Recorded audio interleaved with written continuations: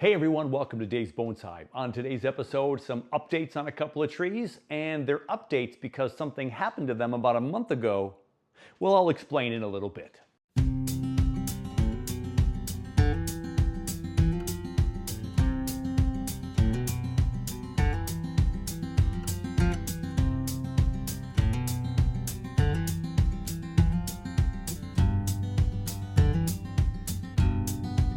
Welcome to Bonsai Acres.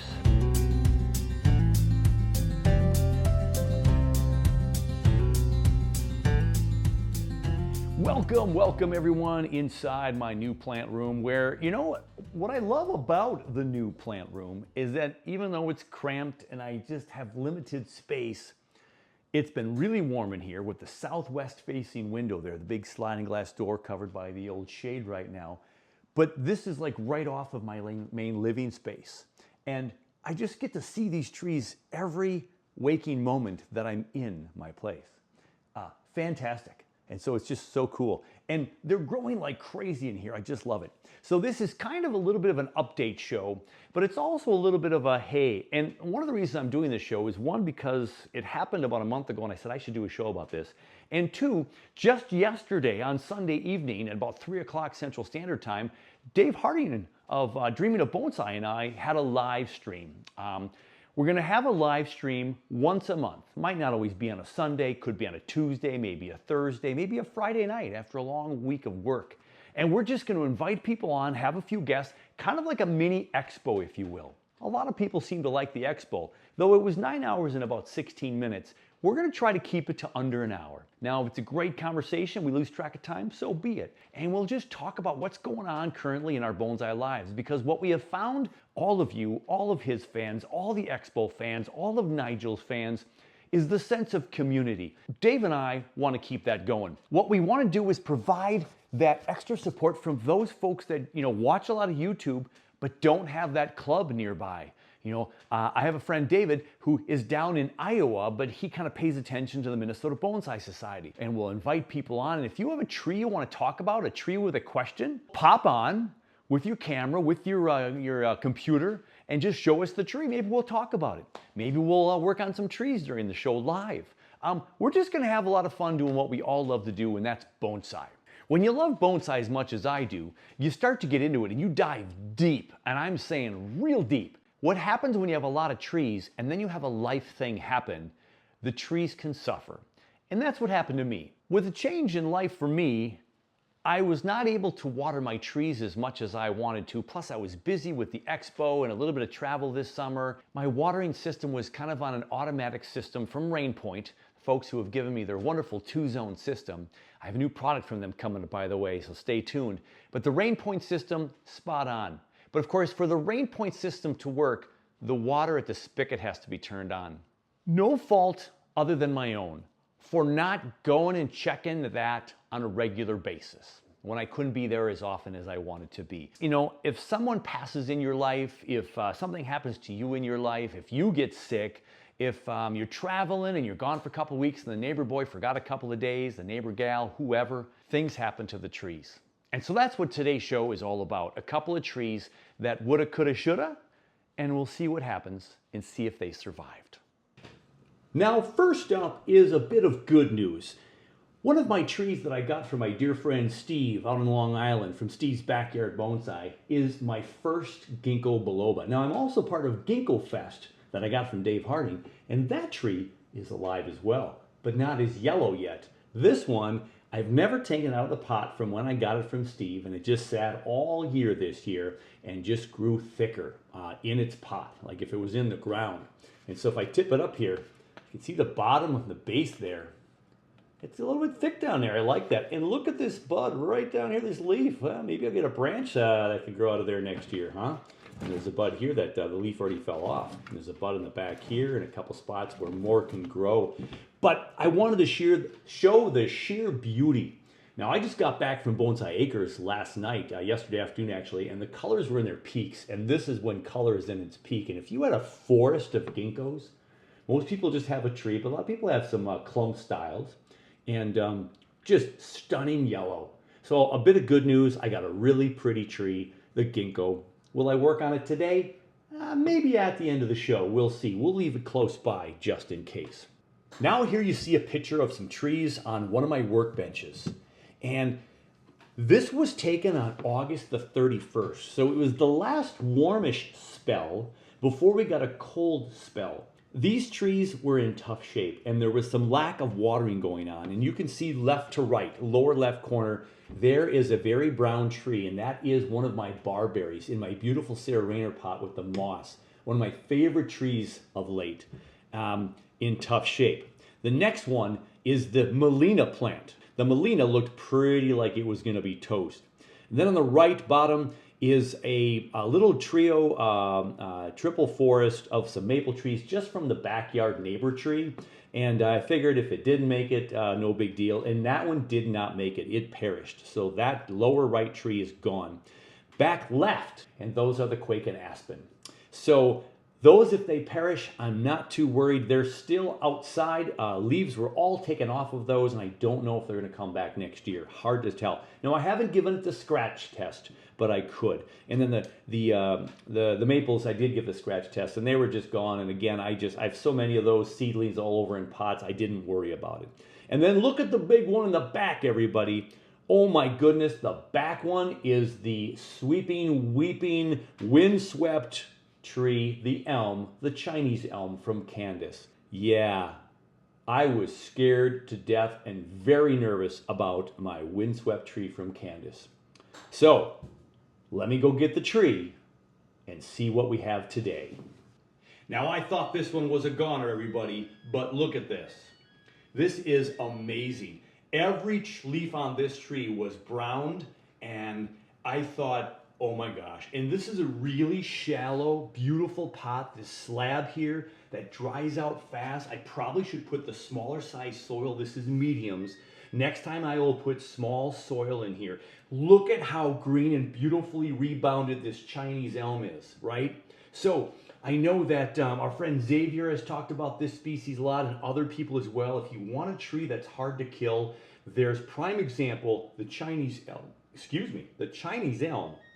There's even just a few leftover brown leaves on here, but isn't that stunning, and so grateful that this is still alive.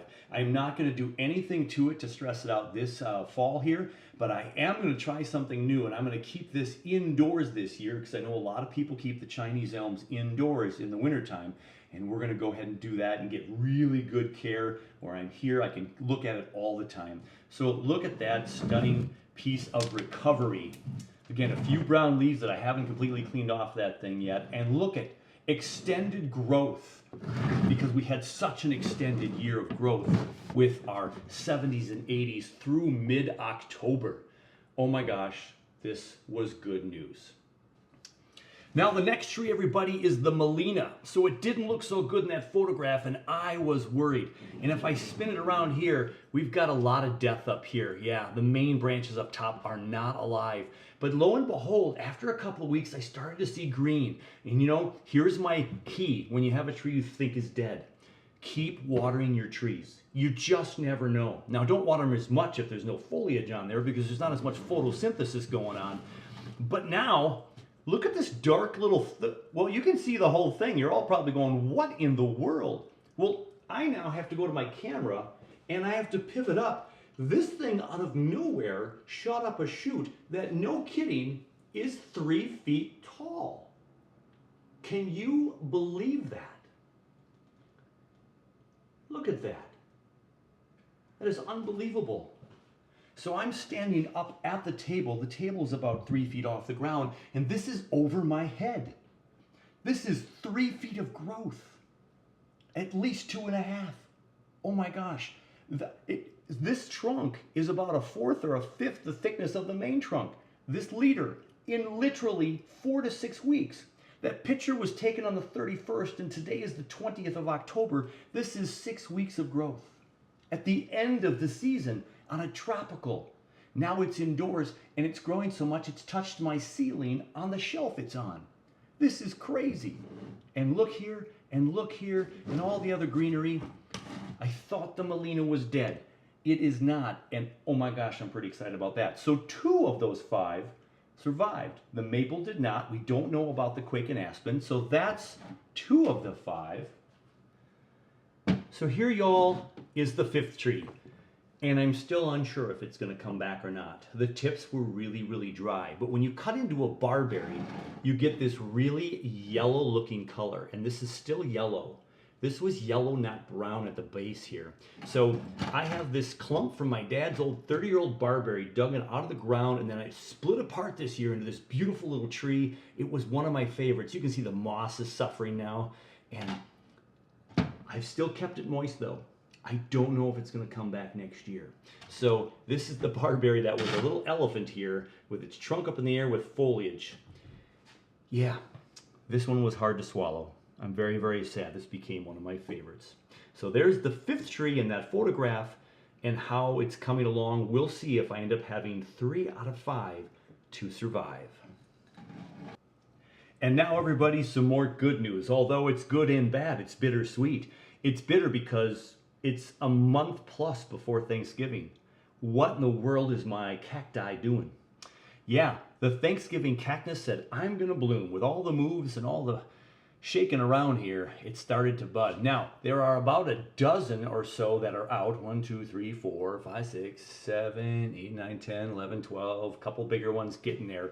So we have a dozen that are open. We have another dozen that are starting to grow bigger. So we might get 24 to 30 buds in the all, maybe 36 before all said and done. But again, now this flower is kind of taking the energy out of the tree, and not all buds end up surviving. So it's a month early, but now it's full on display. Centerpiece on my kitchen island so I can see the beauty of my Thanksgiving cactus. And when it's done blooming, I will go ahead and trim this up for y'all and do an update on the most viewed tree of my collection on my YouTube channel to date, still pushing 60,000 views. There it is, the Thanksgiving cactus. So I will go ahead and give it just a little bit of a spin here for you. We got some buds, and some of them are awfully pretty. Some of them are coming soon.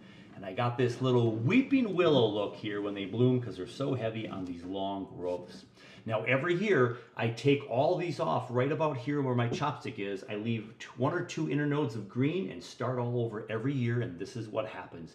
And generally I get over 70 to 80 blooms, but not this year with the change in of how I took care of it. So there you go. The Thanksgiving cactus, a bit of good news on my update show and what to do when life happens. I decided I might as well go ahead and cut a little bit of my Ginkgo biloba. We've got leaves that are falling off. The beautiful yellow has been lovely to view. And there might be a few leaves left when I'm done. But it wouldn't be a Dave's Bonsai show if we didn't have people yelling at the TV to put the scissors down, Dave. So let's go ahead and do that. Yeah, I got a nice little movement on that trunk down there. I have no idea what this tree is going to give me. I have no idea. I haven't picked a front for this tree. I don't know that that matters right now. We're just going to shorten things up. So I'm thinking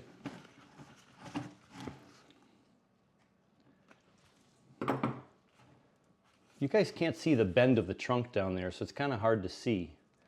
But this could be the front as it swoops this way, or that could be the front as it swoops this way. And now with that branch coming out over there, if it comes that way more, it could be a better front, although it's kind of on the inside of a curve, so we'd love the branch to be right about here. But either way, that can work. Now with this as the front, this branch gets lost behind this one, so you're left with 2, but I'm not going to make a slingshot.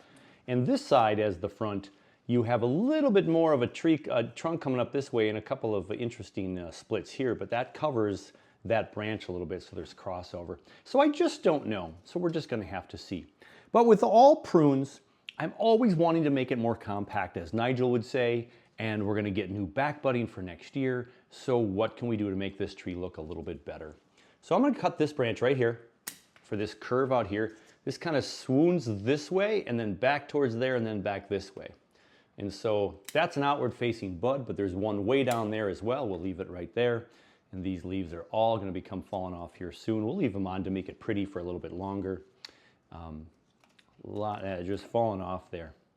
And then back here, shorter, and at least shorter to there. But you know what? This branch doesn't have much taper. It's not going to get much more taper. If this grows up longer, it's going to be, this is going to be new growth next year that'll catch up to this. There's a bud right here, but there's also a bud in the back. So let's just make it a little bit shorter, and as it grows, this will thicken up, and the whole thing will make this thicken up. So we have thick base, a little bit thinner trunk, a little bit thinner branch, and a little bit thinner tip, hopefully. This one we can also, this goes outward, this one goes in, but there's these branches down here that could push the branch out this way, but I'll leave it here for now. If I cut this off here, there's a bud right here by my finger, so it's pointing out that way, and this could also develop into a branch. We don't know what these leaves are going to end up doing in the end. So there we have it. We can put the scissors down because there's just not a whole lot to do with this tree yet because I haven't made a lot of decisions. It's going to stay in the pot until next spring. We'll figure it out. I also told Steve that this may end up going into the ground up at Bonsai Acres. And so if that's the case, we'll put it in the ground in the springtime and watch it very closely and hopefully get a really big tree really fast. And most of the ginkgos I see are usually a clump style, I think, but if they're single trunk, I guess, most of the ones I see that are single trunk, they have kind of some odd bases. This one's got a nice little robust nabari down there. It's getting kind of thick and chunky. So I like that. This might be turning into a really nice single tree here. And I could take this off here because, yeah, I could, but I'm just not to today. I just want to keep it light. As I said, put the scissors down. I have. Let's call it a day for the Ginkgo biloba. I think we're going to wrap things up there. Just short and sweet and a nice direct message for you to, well, be careful with your bonsai. I've talked to a lot of people in the last year about legacy trees and what happens when club members die, what happens when you're on vacation and something happens. I mean, there's a lot of things that can go wrong with our bonsai trees, even if we miss one watering. Not to mention 3, 4, maybe 5 like these trees went. And so when life kicks you in the teeth, the trees don't care. You know, this tree didn't care that something was going on with me or my plans and I was too busy or I just didn't take that extra effort to do something about saving this tree. The other one survived. This one might survive. We'll give you an update in the spring. So protect your trees, protect your legacy with your trees, and have good, reliable people that can help you. And when you're going through a crisis, who is that person you can call? A good friend of mine from the club had to go be with his grandfather this summer, and he sent out a message to MBS, and I was one of the first to respond. I got you, man. I'll come over and water your trees. Now, I'm not trying to pat myself on the back, but he reached out. That's the key. And he had people to reach out to. If you don't have a club, if you don't have a really good neighbor or a good brother or sister or parents that do this, Andrew Robson's dad waters his trees and monitors his trees when he's gone traveling the country.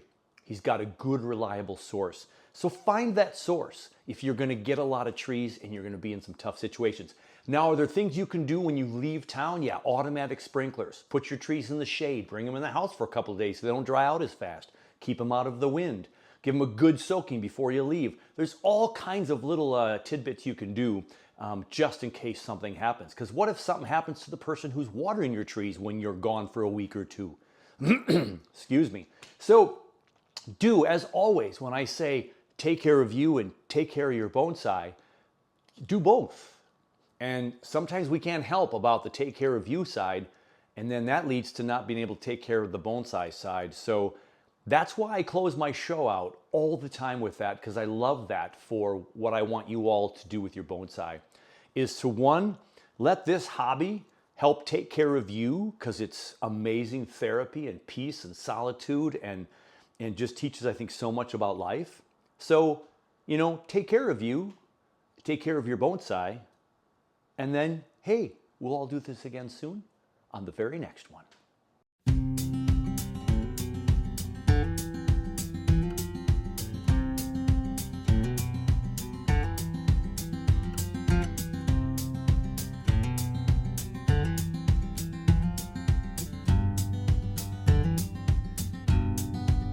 Welcome to Bonsai Acres.